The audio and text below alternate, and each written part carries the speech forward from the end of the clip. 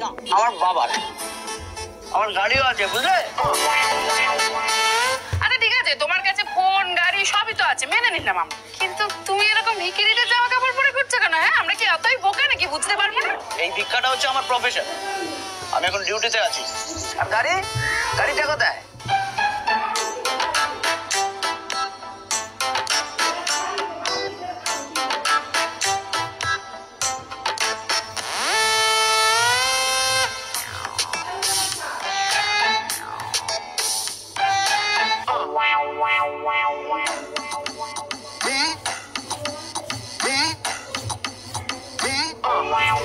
চলো এবার গাড়িটা দেখাই।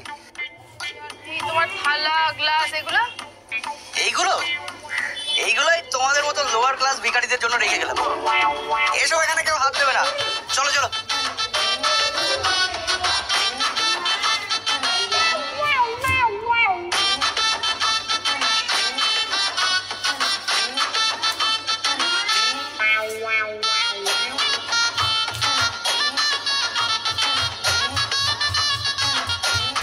এই যে এটা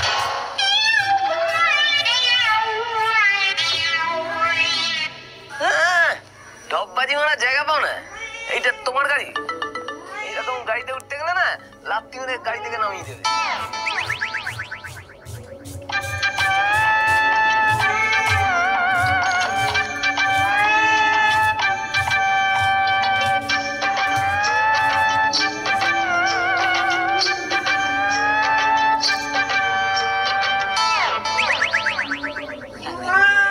ভেবে দেখো এমন জীবন চাও কিনা।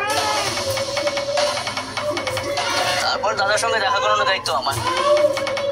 Tata, bye bye. अच्छा चलता हूँ, याद रखना। चलो।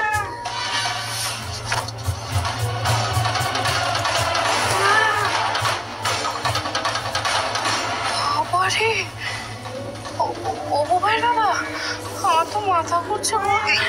ভিক্ষে করে এত টাকা? আমি তো তাই ভাবছি, এই লাইনে এত পয়সা আগে গেলে তো এমনই দেয়। দেখতে পেলে তো, এবার থেকে আমরা ভিক্ষাই করবো, আর ওই টাকা দিয়ে অখিলেশ দত্তের শ্রাদ্ধ করবো। কিন্তু এই লোকটা তো বেরিয়ে গেল, কি আমার বাবু কি করে?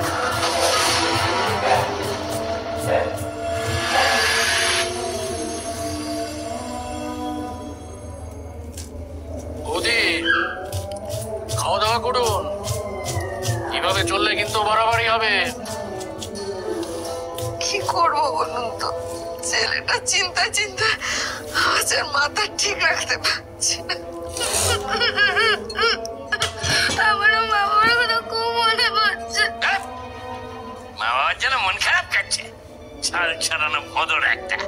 হাতে যদি মন খারাপ করছে, মা বাবার সাথে গেলি না কেন? ওটা কচি গিরগিটি। অখিলেশ দা, ছেলেমেয়েরা তো একটু অন্যায় করবেই, এত রাগ করলে চলে? শুনুন, বৌদির অবস্থার কথা ভেবে যেটা করবেন ভেবে চিন্তা করবেন। সেটাই তো বোঝানোর চেষ্টা করছি, এবার বাবা বুঝলে তো। না না, বুঝতে হবে। আচ্ছা শোনো, এখন আমি আসি, বুঝলে? কোনো অসুবিধা হলে আমাকে ফোন করো। ডাক্তার কাকা চলুন, আমি আপনাকে এগিয়ে দিয়ে আসি। না না, তুমি তোমার মায়ের কাছে থাকো, আমি আসছি।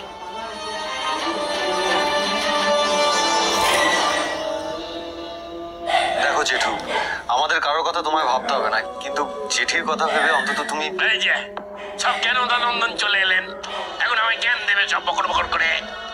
শোন, আরো 7 দিন ওরা ভিক্ষে করবে। যতদিন না চোখ সত্যিকারে উল্টে যাচ্ছে, ততদিন ওদের আমি বাড়িতে ফেরত আনবো না। আরে যে বড় বউ, ফ্যাচ করে কেঁদো না তা। দেখো আবার কাঁদে। ঠিক আছে, আর কেঁদো না। শোনো সেজান, কালকে কি অপদার্থ দুটো একটু খাবার দাবার দিয়ে আসবি তা?